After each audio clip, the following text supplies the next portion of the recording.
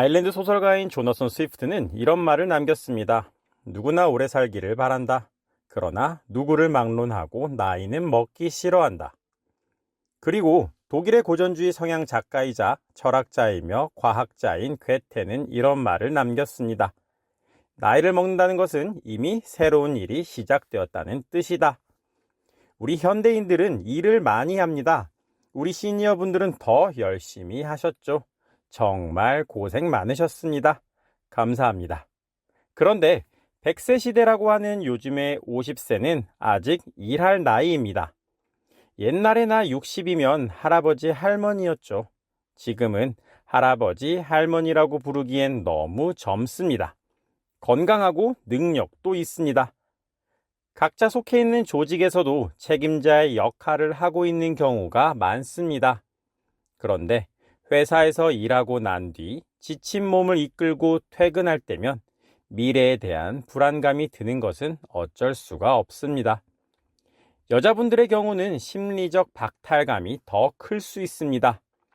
애지중지 키운 자식들, 언제나 내 품 안에 있을 것 같았던 내 새끼들이 독립을 할 나이가 되면 내 인생에서 가지고 있던 큰 것을 잃은 듯한 느낌이 들 수 있습니다.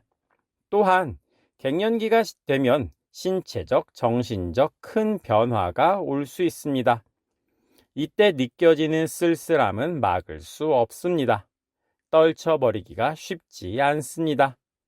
준비 없이 노후를 맞이한다면 상실감에 무기력감까지 더해져 제2의 인생이 시작부터 힘들 수 있습니다.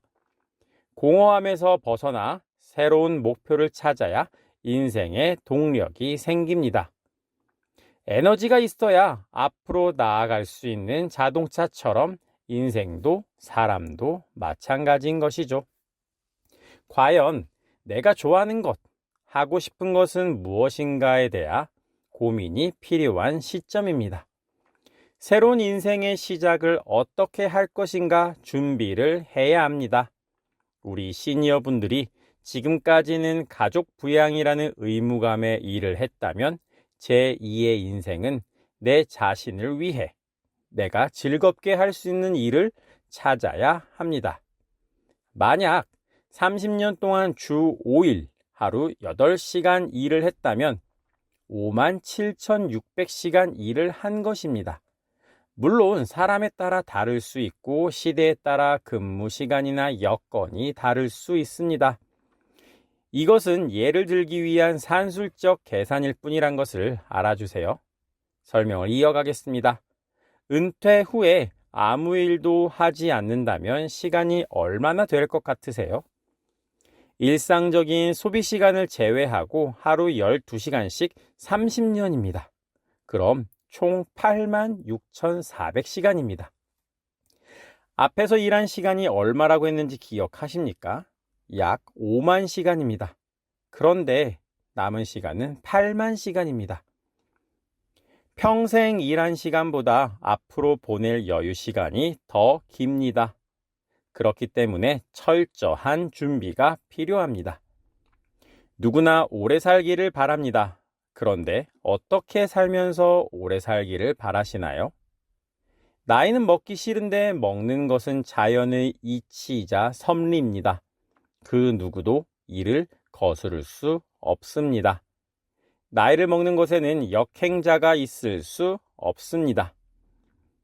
나이를 먹는다는 것은 내 인생에서 새로운 일이 일어나고 있는 것입니다. 나이를 먹고 은퇴를 했으면 제2의 인생을 위해 새로운 연극 무대를 멋지게 열 준비를 해야 합니다.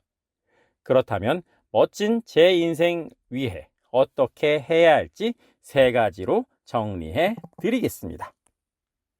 첫 번째, 휴식의 기간을 정해서 쉬는 것입니다. 여기서 휴식이라는 것은 경제활동, 즉 노동을 하지 않고 쉬는 것을 말합니다. 요즘 무슨 일해? 나 일 안 하고 쉬고 있어. 라고 하는 그 휴식입니다. 지금까지 열심히 일했는데 정말 길게 푹 쉬고 싶다는 마음 충분히 이해합니다. 아직 젊은 저희도 힘든데 30년을 일하신 인생 선배님들 부모님들이 고생하신 것 충분히 알고 있습니다. 그런데 그렇게 힘들게 일하면서 제1의 인생을 열심히 보내셨기 때문에 남은 인생도 보람되게 보내야 하는 것입니다.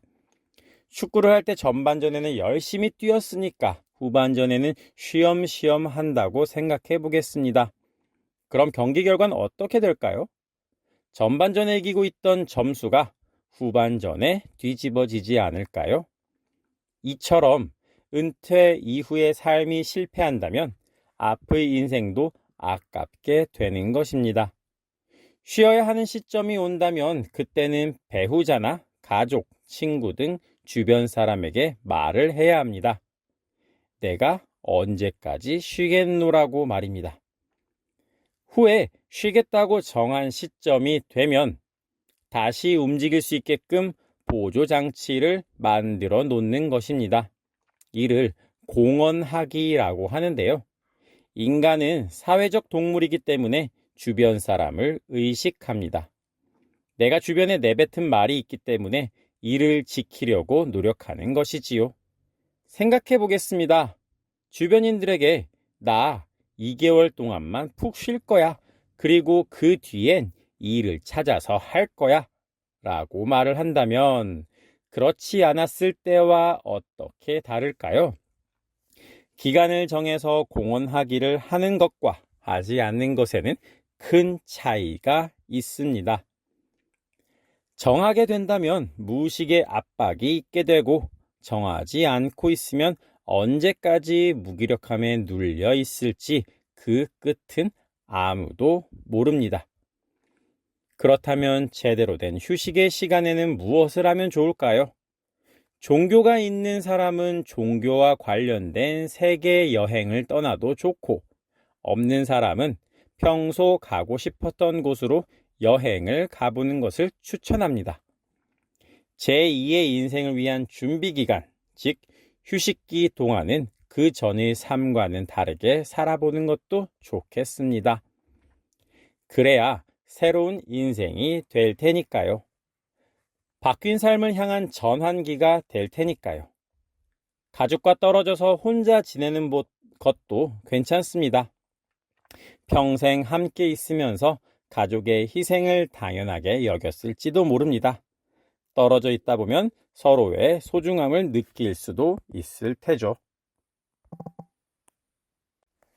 두 번째는 새로운 것을 배우는 것입니다.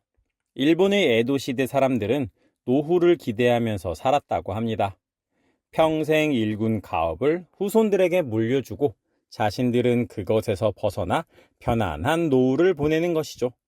그런데 여기서 말하는 편안함은 정말 아무것도 안 해서 편안한 것이 아닙니다. 가업에서 벗어나서 편하다는 것이지 또 다른 배움을 위한 일을 합니다. 후손들에게 모범을 보일 수 있는 새로운 지식과 지혜를 더 쌓는 것이죠. 그래서 우리 시니어 분들은 나이 들었다고 아무것도 안 하는 것이 아니라 새로운 것을 배워야 합니다. 그리고 새로운 것을 체득하는 시간은 즐거워야 합니다. 나이 먹었는데 이제 와서 배워서 뭐해? 라고 생각하기엔 여러분에게 주어진 시간이 너무나 깁니다. 뇌에는 가소성이라는 것이 있습니다. 백지 상태와 같아서 쓰지 않으면 발전하지 않고 퇴화합니다. 반대로 말하면 쓰면 쓸수록 발달합니다. 늙었는데 뇌를 써서 뭐해? 라고 생각하면 안 됩니다. 뇌를 쓰지 않고 가만히 놔두면 뇌는 시간이 지남에 따라 더 늙게 되고 낡게 됩니다. 특정 부분이 역할을 못하면 그것이 치매로 이어지는 것이죠. 치매가 다른 것이 아닙니다. 뇌가 제 역할을 못하는 것, 그것이 치매입니다. 아무리 막아도 흘러가는 시간을 잡을 수는 없습니다. 다만 내 뇌가 진짜 늙는 속도는 늦출 수 있습니다. 우리 시니어분들이 30여 년을 일했기 때문에 은퇴 후에는 그냥 편안하게 쉬고 싶다는 생각을 충분히 할 수 있습니다. 정말 이해합니다.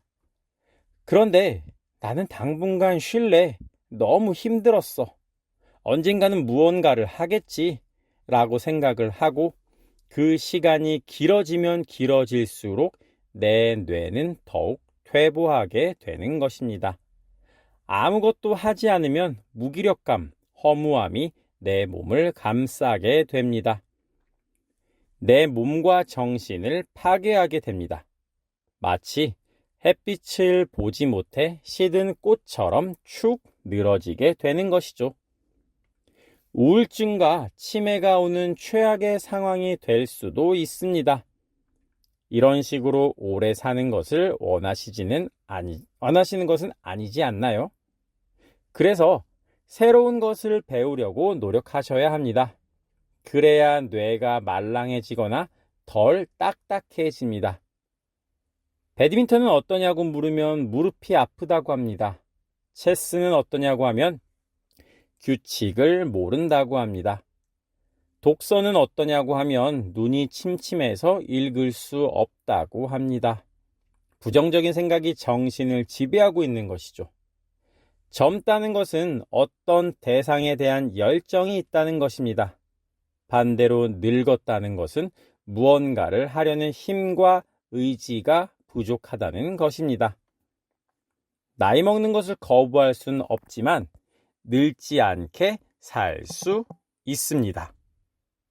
세 번째는 내가 좋아하는 것 또는 좋아했던 것이 무엇인지 떠올려 보는 것입니다. 음악을 좋아하는데 가정 형편 때문에 하지 못했다. 그림 그리는 것을 갈망했는데 할 수 없었다. 마음 편안하게 공부하는 것을 꿈꾸었는데 그러지 못했다 등등. 내가 젊었을 때 진정으로 하고 싶었던 것이 무엇인지 생각해 보세요. 나는 좋아하는 것이 없다. 이렇게 생각할 수 있습니다. 그 생각을 깨야 합니다. 나이 먹어서 이제 배우는 것은 아무 쓸모없다는 몹쓸 정신이 이미 내 뇌를 갉아먹고 있는 것입니다. 불이 난 버스에서 유리창을 깨고 탈출하듯이 부정적인 생각을 깨고 나와야 합니다. 일단 종이를 꺼내세요. 그리고 연필을 손에 들고 어린 시절로 거슬러 올라가서 쭉 적어보세요. 이때 모든 것을 다 떠올릴 필요는 없습니다. 그럴 수도 없습니다. 생각이 나면 생각이 나는 대로, 안 나면 안 나는 대로 괜찮습니다. 내가 무엇을 할 때 즐거웠다는 것을 적어보세요. 단어도 좋고 문장도 좋습니다. 조금 더 길게 문단들을 이어서 글을 쓸 수 있다면 더욱 좋습니다. 사실에 내 감정을 더해서 표현해 보는 것이죠. 글에 쏟아내다 보면 내가 무엇을 좋아했고 가슴이 뜨거워진다는 것을 찾을 수도 있습니다. 명시화 과정을 거치면서 내가 좋아하는 것을 정확하게 인지하는 것입니다. 이런 과정을 거치면서 내 가슴 속에서 뜨거움을 꺼내줄 그 무엇인가를 찾을 수 있습니다. 늙은 말은 길을 잃지 않는다는 몽골 속담이 있습니다. 길을 잃었을 때 늙은 말을 풀어주어 그 뒤를 따라가면 길을 찾을 수 있다는 말입니다. 경험이 많은 사람은 나아갈 길을 알고 있다는 뜻이기도 합니다. 나이를 먹었다는 것을 슬퍼하지 마시기 바랍니다. 부끄러워도 하실 필요 없습니다. 그것은 곧 삶의 경험을 더 많이 얻었다는 것의 반증이기 때문입니다. 휴식 기간을 정해서 쉼으로써 제1의 인생과 제2의 인생의 전환점을 확실히 하고 새로운 것을 배워 뇌의 말랑함을 유지해야 합니다. 어떻게? 내가 진정으로 좋아해서 불타오르게 즐길 수 있는 것을 찾아서 하는 것으로 말입니다. 우리 똑똑 시니어 TV 가족분들의 열정적인 제2의 인생을 응원합니다. 이 영상에서 뜨거움을 느끼셨다면 구독과 좋아요, 알림 설정까지 부탁드립니다. 오늘도 영상을 시청해 주셔서 진심으로 감사합니다.